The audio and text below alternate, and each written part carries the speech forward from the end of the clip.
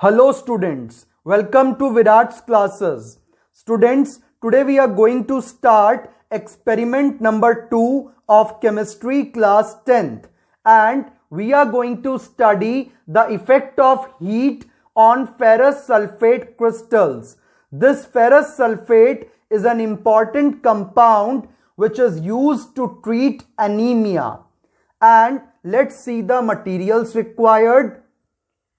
For this experiment, we will require ferrous sulfate crystals, dilute HCl, sodium hydroxide solution, acidified potassium dichromate solution, filter paper, test tube, beaker, a pestle and a mortar. Now let's see the basic principles first. What we are going to study over here. This ferrous sulfate is a hydrated salt which is capable to lose water of crystallization on heating at low temperature.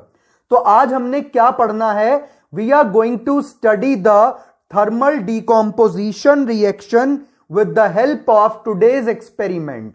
तो आज का experiment हमें thermal decomposition सिखाएगा जब हम ferrous sulphate के crystals को, जो कि ग्रीन इन कलर होते हैं, उसको थोड़ा सा हीट करेंगे at 300 degree Celsius. Then it changes into the anhydrous ferrous sulfate which is white in color.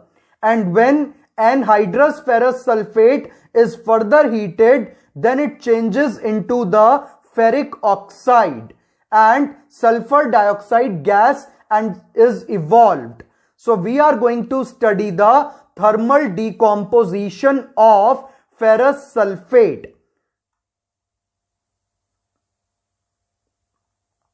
And we are also going to study that ferric oxide is an insoluble amphoteric oxide and it is capable to react with both acid and alkali. Amphoteric oxides are those oxides which are capable to react with acid and base both.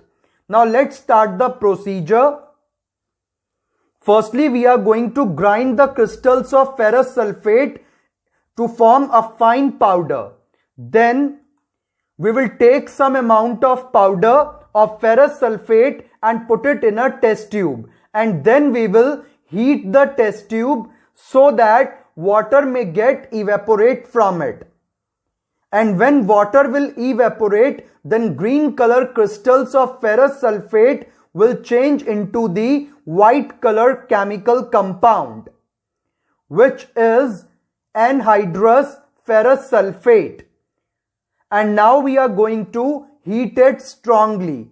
On strong heating, this white color compound will change into the red color compound.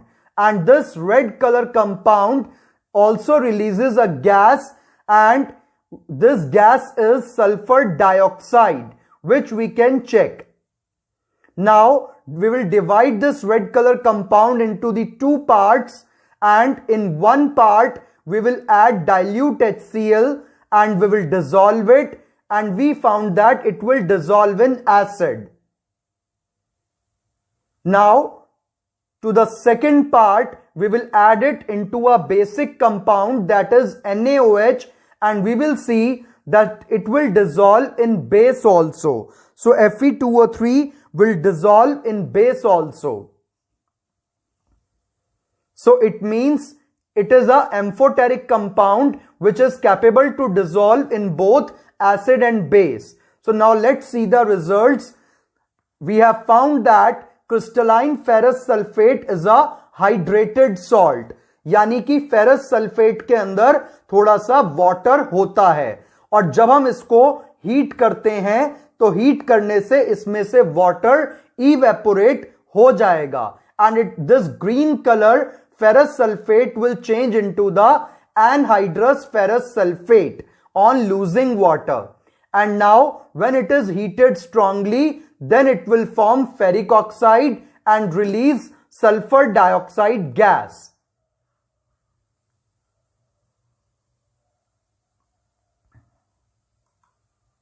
Hope you have got this. Now we are going to study The conclusion: heating of ferrous sulfate crystals is a decomposition reaction, or we can say thermal decomposition reaction. यानी कि अगर ferrous sulphate को heat किया जाएगा तो वो break हो जाएगा. This is known as decomposition reaction. और क्योंकि हमने ये breaking with the help of heat करी है तो इसलिए ये क्या कहलाएगी? Thermal decomposition. Now let's see the precautions. We have to use the ferrous sulfate crystals which are light green in color and should have no brownish or yellowish deposit on their surface. While heating powdered ferrous sulfate crystals, keep the test tube sloping downward so that it may not evolve out. Then heat on a low flame so that test tube may not get burst, and initially no more water vapor is given out. Next, the test tube containing the reddish residue should be cooled to room temperature before proceeding further.